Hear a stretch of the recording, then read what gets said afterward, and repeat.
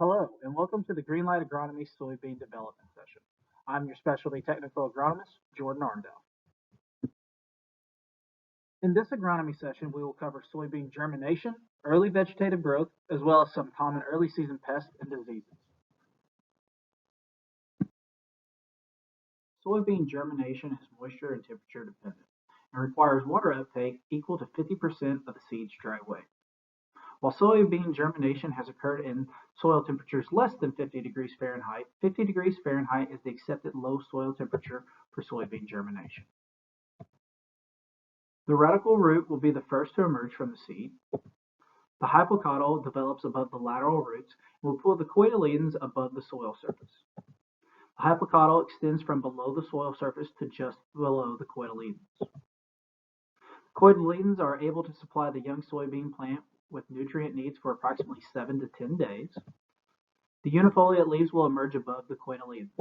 And once the unifoliate leaves and the cotyledons have fully expanded, we're at growth stage VC. The important takeaway from this slide is when planting soybeans, we anticipate emergence somewhere between 5 and 15 days after planting. However, again, this is completely dependent on soil moisture and temperature. Assuming that we have adequate soil moisture and temperatures around the 60s being ideal, I would expect emergence of around 7 days after planting. Once the unifoliate leaves have unrolled completely, we expect a new trifoliate leaf to emerge every 5 to 7 days. This is important for us to remind customers when under warm conditions and good soil moisture, we will experience rapid growth. We will need to be sure to keep a close eye on these fields to ensure timely crop protection applications.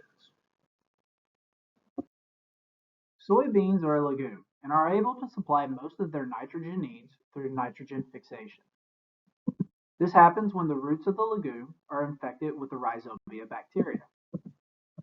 At the V2 growth stage, we expect the soybean plant to be actively fixating nitrogen. This process will continue through the R5 reproductive stage, at which time that will decline rapidly.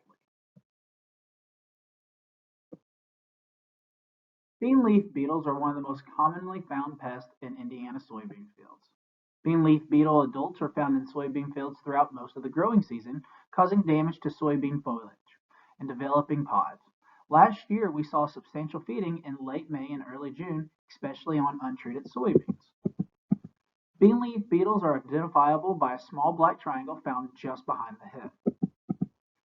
The insecticide found in our Acceleron standard seed treatment option does provide protection against not only the bean leaf beetle, but also soybean aphids and seed corn maggots found in soybeans. Pythium is a common early season soybean seedling disease found in Indiana. Pythium is favored by early planting, cold soil temperatures, and saturated soils. Low-lying fields with poor drainage are at the highest risk of Pythium, and no-till soils increase the risk of Pythium infection due to increased soil moisture and decreased temperature. Pythium causes pre- and post-emergence damping off, and in turn causing reduced stance. Infected seeds appear rotted and soil sticks to it. Infected seedlings have water-soaked lesions on the hypocotyl or cotyledons that develop into a brown soft rot. Older plants are less likely to have the soft rot, but the root rot retards plant growth, and affected plants may be yellow, stunted, or wilted. Very similar symptoms to Phytophthora, the major difference being that Phytophthora is more common in warmer soils versus Pythium favoring cool soils. And that concludes our early season soybean development session. I hope that all of you that viewed this session found some value in it. As always, if any of you have questions, please feel free to reach out to me via email, phone call, or text message. Thank you and have a safe spring.